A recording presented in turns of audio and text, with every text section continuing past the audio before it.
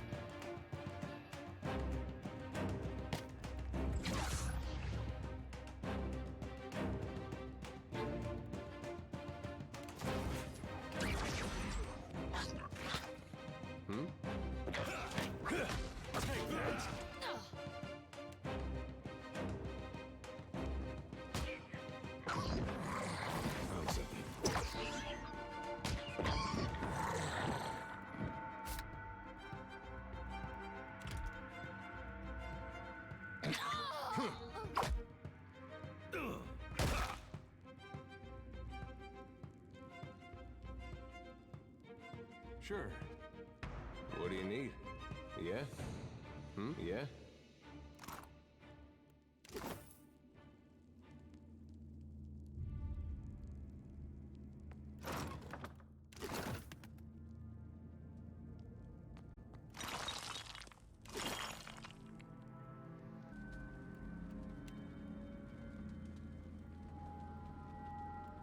What can I do you for?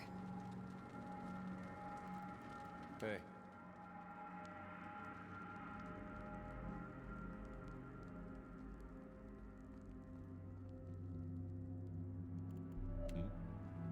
Right.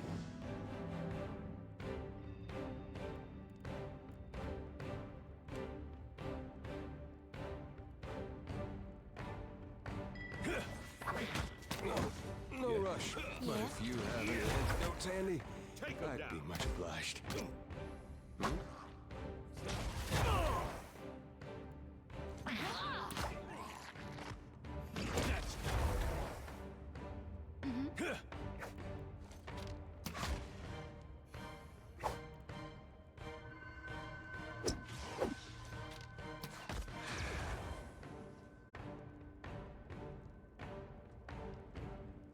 Sure thing. Yeah?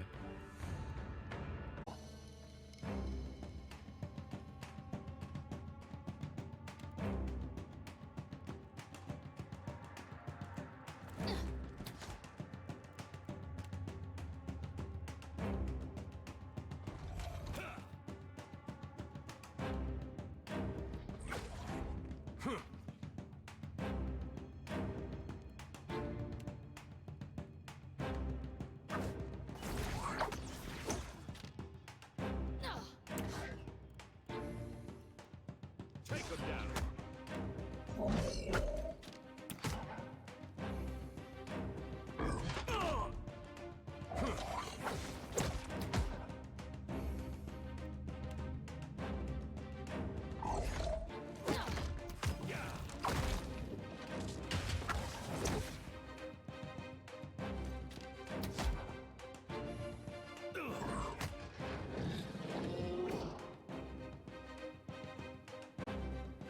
Yeah?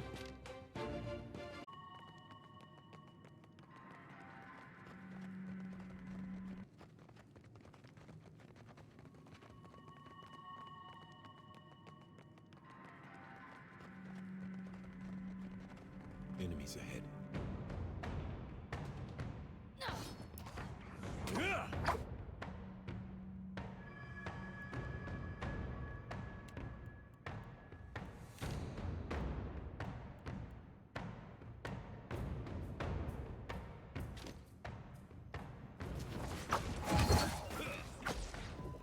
Let's go.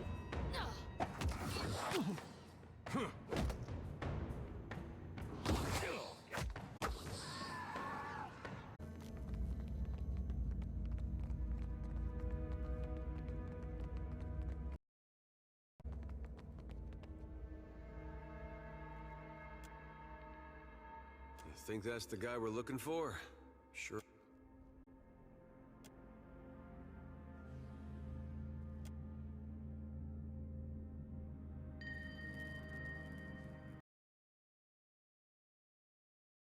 Against the pillar of luminous Audra.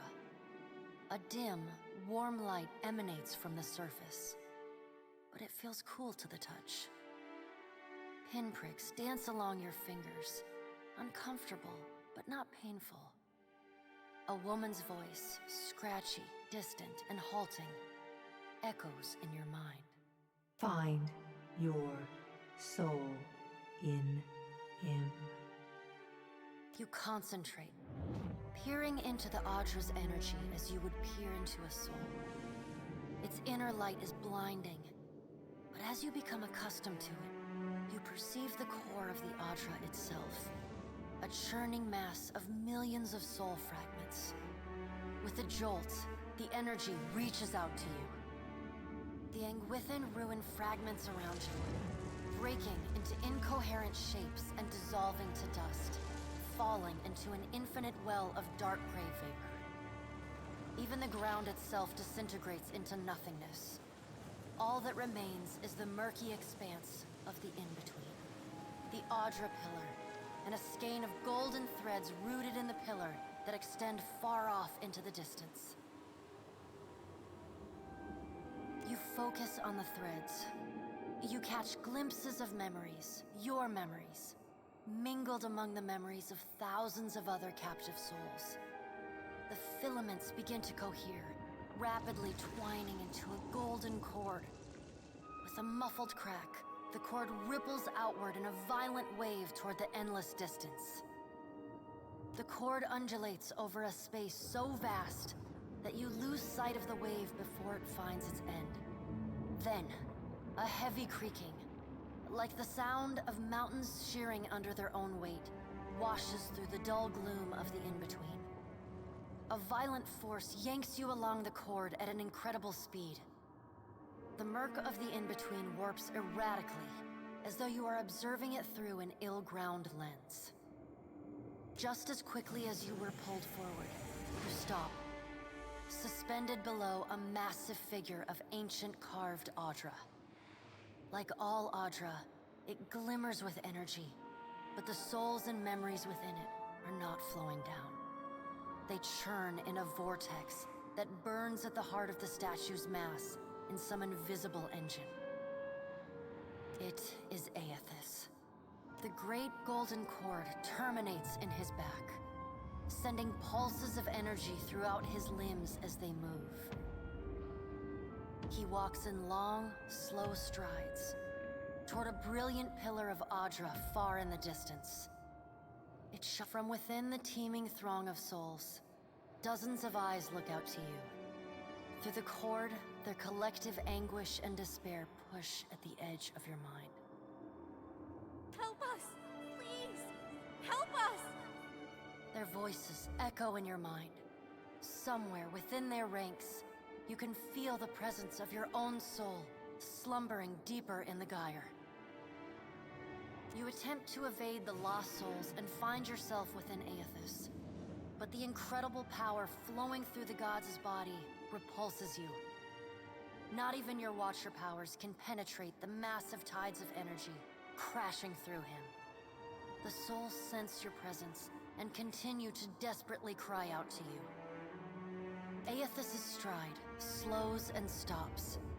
His head slowly pivots until its great burning eyes are cast back along the cord. As his gaze meets yours, you feel an overwhelming rush of incredible joy mingled with profound sadness. You have sensed similar anguish in lost souls, but never with this intensity. A soothing voice drifts into your mind. It takes great bravery to venture through the in-between, even for a Watcher. A swell of admiration radiates out from the god's heart, a force so intense that it momentarily overwhelms you. You do not need to follow me, for their sake or your own. Something beautiful is coming. Something that will save us all. A great light shines from Aethys's brow, so bright that even the souls within him flinch from the source, cowering in fear.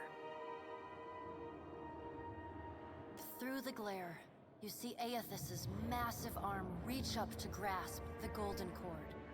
The tether carrying energy from the Adra pillar to him, that also suspends your consciousness. Time cannot stop for any of us, Watcher. Even me. Aethys yanks on the golden cord, pulling it from his back. The cord tears into filaments that blacken and dissolve to dust. Without pause, he turns to resume his stride toward the distant pillar of Adra, shining on the boundless horizon.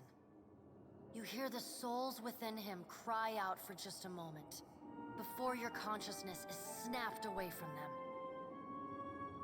The in-between goes dark. For a second, you feel a mix of nausea and a sensation like spinning and falling. Then the moment ends. Your consciousness has returned to the Angwithan arena. The world is sideways, the Adra pillar upside down. You flinch at the feeling that you're standing on the ceiling. The disorientation overwhelms you and you collapse to your knees next to the luminous Adra pillar. Previously dim and flickering, the pillar now glows with a strong and steady light. You touch the Adra again, but the chill and prickling sensations you felt before are gone, replaced with a comforting warmth, like the embers of a fire that has just lost its flame. You all right? Come on, we just got you back.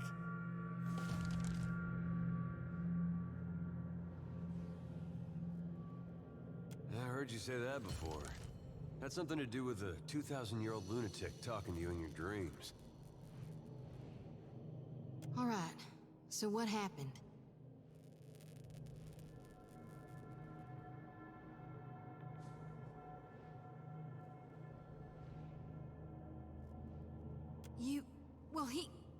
Really? I knew it. I mean, that's great, Watcher. Ain't it? What did Gon say? Is he gonna meet us? What do we do next? He charged you with a divine calling, didn't he? Just like he's done for me.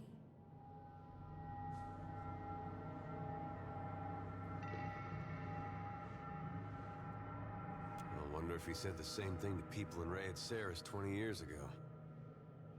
I wonder what he's after, and why he's been giving me these dreams. The things I've seen, they leave a mark on your soul. I may not know what Gon's got planned for me, but clearly he wanted me to meet you.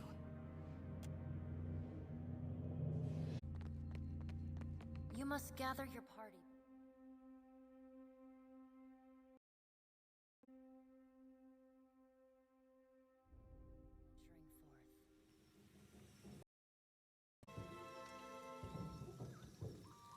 What do you see that I can't, Watcher?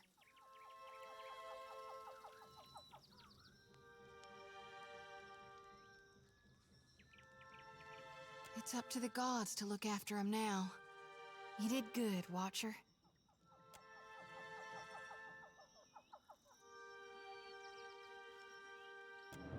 Watcher, we'd like to come with you. We would, and we appreciate that you showed us the way, but what if the Adra goes dark again before we reach the Beyond? Can I harvest the souls now? Oh, I do. So I will. Thank you, Watcher.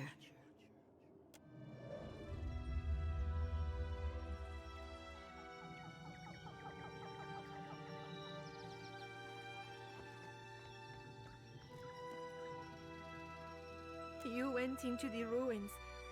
Did you find survivors? In hiding, perhaps? We feared as much. I take it you are going back to Port Mage, yes? Governor Clario will want to hear of this. I am sorry that we cannot accompany you, but I shall go with them, Vanessa. After all, the jungle can be perilous, and the beasts that were here could not have gone far. Ak, as you say, Engferth. Not much of an animancer, but he is, gods be thanked, a competent wizard. Engferth knows a great many spells. At first, he even cast fire to chase away the panthers. Until the flames nearly caught one of the tents. We then decided it would be better to preserve our remaining supplies, in case we ever got out. And when the supplies ran out? Engferth would make a capable guide, as long as he is willing to go. I would be happy to assist. I don't think that's really... He has only been with us a few weeks. He is inexperienced, but he came with a glowing recommendation from an academy in Selona. That is surely a generous overstatement. Surely we don't have time for... A pupil of unnatural talent is the phrase I recall. It seems he was loved and regarded by almost all his instructors, though misunderstood, I gathered, by his fellow students. I cannot imagine why. Really, this helpful stranger surely has more important things to worry about. That's quite a... Students come from all over the world to study animancy in the republics, especially since it is still forbidden in places like Adir. But Engferth's story is especially sad. He was only a boy when both his parents died in a fire. He came to the Deerwood and lived at the manor of a wealthy older uncle until he also died in a fire. If that's all, then perhaps we should be off.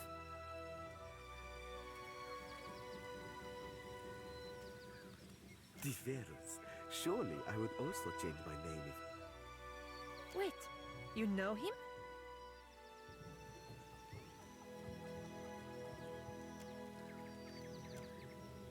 You lied to us. It's true I have other business. I'm afraid I can't explain. But please know that I meant no harm. I certainly didn't intend to hurt you, Vanessa. Go, Engferth, Aloth, whoever you are. Do not let me keep you from your other business. Pergam Blanca, just take him with you. The sooner the better.